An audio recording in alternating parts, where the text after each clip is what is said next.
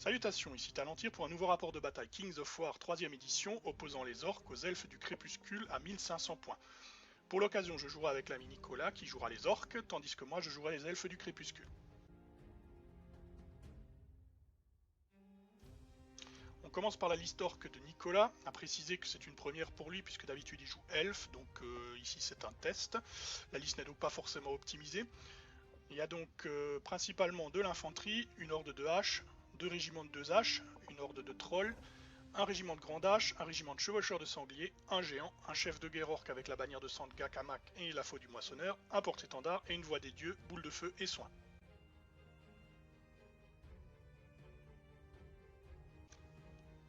Pour ce qui est des elfes du crépuscule, là aussi c'est pas spécialement une liste optimisée. J'ai tiré la faction au hasard et j'ai pris une ancienne liste. On se retrouve donc avec une horde de lanciers avec un marteau de la force constante, histoire de leur permettre de donner du punch contre les troupes bien armurées, une troupe d'archers, un régiment d'empaleurs avec cristal hurleur et nectar de soin, un régiment de bouchers, un régiment de cavaliers d'abyssaux qui sera mon principal impact, 2 scorpions pour le tir, un mastodonte des ombres, une matriarche avec absorption vitale et mélopée du fléau et un porte-étendard avec le lutte des ténèbres.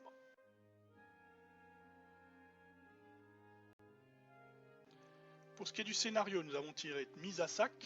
Nous avons donc 7 marqueurs objectifs. L'un d'eux est au centre de la ligne principale, tandis que tous les autres sont répartis à 6 pouces de la ligne médiane, 3 vers le bord de table d'un camp, les 3 autres vers le bord de table de l'autre camp.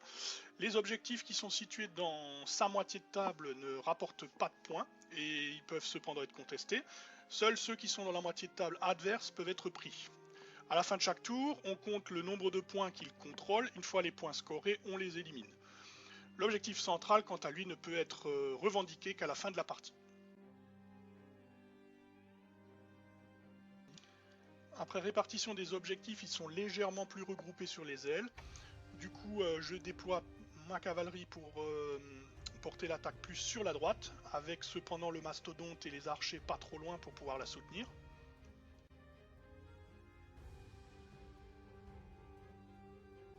Cependant, mon adversaire ne s'est pas laissé prendre et mes cavaliers se retrouvent opposés à forte partie puisque j'ai en face de moi les chevaucheurs de sangliers, les 2 haches et non loin le géant dans la forêt.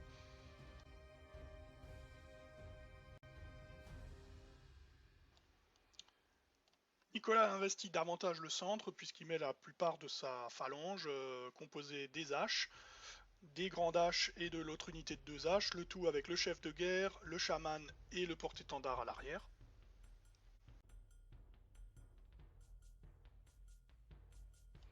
En revanche, côté ouest, il n'a mis que les trolls, ce qui me permet d'avoir un coup à jouer de ce côté-là.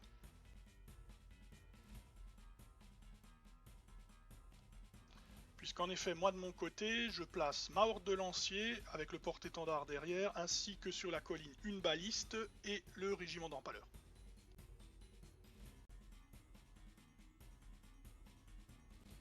Par contre, mon centre est beaucoup plus dégarni puisque je n'ai qu'une baliste et les bouchers.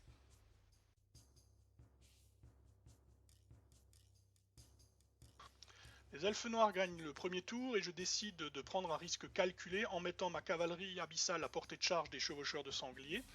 Donc je suis à portée de charge de eux aussi. Et donc je prends le risque de la charge, mais je souhaite en fait forcer un déblocage de situation puisqu'il n'est pas dans mon intérêt de temporiser étant donné que je suis en infériorité sur ce côté et que de toute façon il faut attaquer en face. Donc j'espère que mon unité va tenir pour gagner sur la durée puisqu'avec la régénération je peux le grignoter. Afin de leur permettre de tenir, j'approche la sorcière pour qu'elle leur donne son motivant.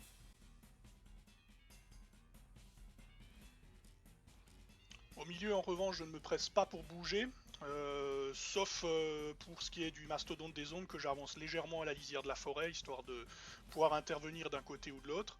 Mes tireurs s'acharnent contre le 2ème régiment de 2 haches, mais malgré 4 blessures occasionnées, Nicolas va tout soigner pratiquement, sauf une blessure, avec le soin de son chaman.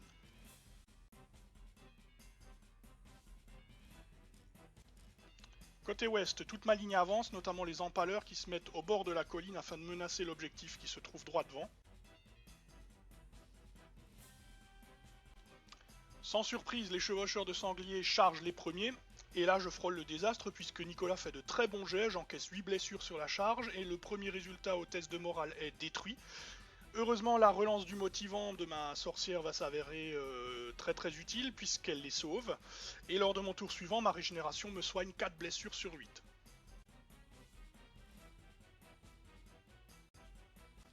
Nicolas n'a pas beaucoup avancé, il a sans doute peur de l'impact de mes troupes.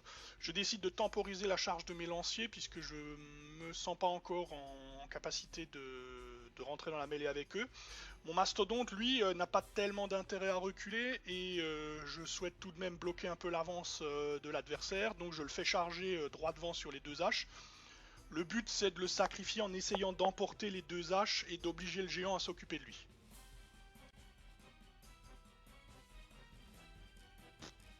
La sorcière se met elle aussi au boulot, son absorption de vital cause 2 blessures au chevaucheur de sanglier. Les abyssaux mettent également 5 blessures supplémentaires lors du round de combat qui s'ensuit, et je parviens à ébranler les orques. La charge du mastodonte des ombres s'avère très fructueuse puisque je mets 6 blessures au régiment de 2 haches et je parviens à les mettre en déroute malgré la présence du porte-étendard.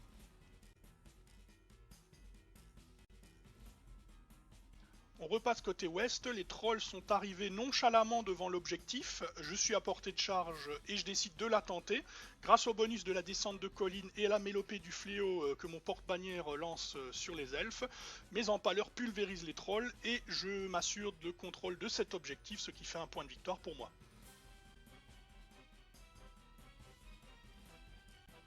Tout se passant comme prévu au milieu, le mastodonte se reforme face au géant pour le duel. Les orques n'avancent toujours pas franchement, ils préfèrent rester autour de l'objectif central.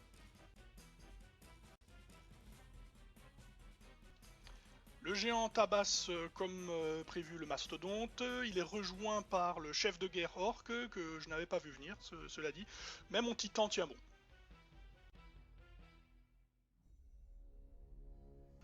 Lors du tour 3, je commets une erreur, j'approche ma matriarche pour lancer une absorption vitale sur les 2 haches, histoire de soigner mon mastodonte. Je sais très bien qu'elle peut être chargée, mais ce que je n'ai pas remarqué, c'est qu'en fait, la façon dont je l'ai placée est mauvaise, puisque j'offre la possibilité d'une percée aux 2 haches. Mais je m'en rends pas compte tout de suite. En tout cas, mes cavaliers abyssaux, comme prévu, massacrent les chevaucheurs de sangliers et se reforment face aux 2 haches. Pendant ce temps, au milieu, mes lanciers se jettent enfin dans la mêlée contre les haches. Leur marteau de la force constante va s'avérer très très utile puisque je fais énormément de pertes dans l'unité adverse et avec un bon jet de morale, je parviens à ébranler les orques.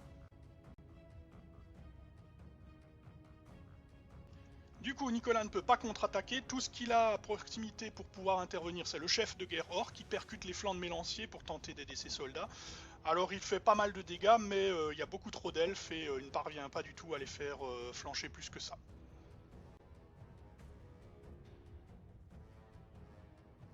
C'est au tour de Nicolas qui fait comme prévu charger ses 2 haches sur ma sorcière sur le côté est.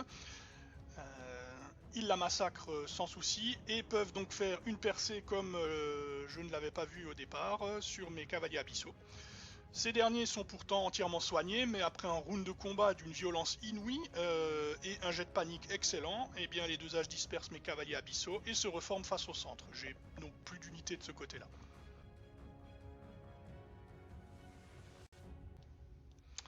Après le gros coup dur pour moi, c'est le moment du gros coup de bol. Son géant me charge, m'inflige 18 blessures, j'ai besoin d'un double 1 sur le test de morale pour tenir, et Nicolas le fait. Contre toute attente, mon titan tient le coup.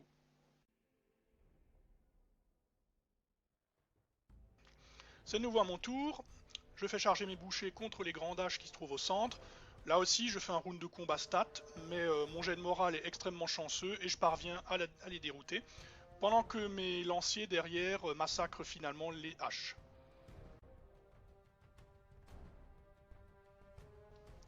Mon mastodonte des ombres contrecharge donc le géant et parvient à le détruire, avant de finir carbonisé par la voix des dieux qui lui lance une boule de feu dans le dos qui aura finalement raison de lui. Mais il aura été très rentable.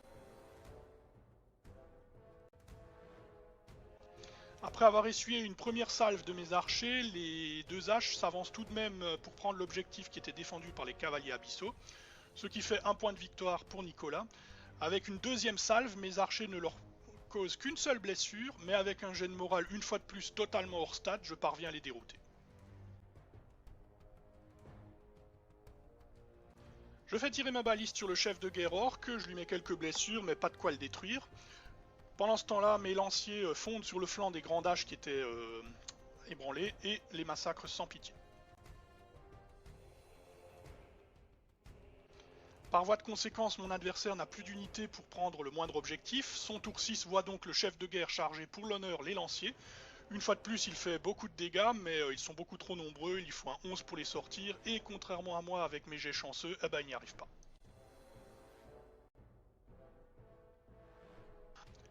Nous tirons un tour 7, ce qui me permet d'envoyer mes bouchers pour prendre l'objectif de la forêt derrière Feu le géant, ce qui me permet de récupérer un point de victoire supplémentaire. A l'issue de ce dernier tour, j'empoche également le point de l'objectif central qui est tenu par mes lanciers. Ça fait donc 3 objectifs pour les elfes du crépuscule contre 1 pour les orques. Victoire donc des elfes du crépuscule. Sur l'ensemble de la partie, je suis satisfait puisque ma tactique a finalement payé, aidé très fortement par des jets de morale particulièrement chanceux. L'absence des tambours s'est cependant fait vraiment sentir du côté de Nicolas, puisque la quasi-totalité de ses jets de morale chanceux auraient pu être annulés par la présence d'un tambour orc au bon endroit. Si mes elfes avaient été bloqués en mêlée, pas sûr qu'ils auraient fini par triompher. Quoi qu'il en soit, la partie fut très intéressante et amusante. Je remercie Nicolas pour sa participation.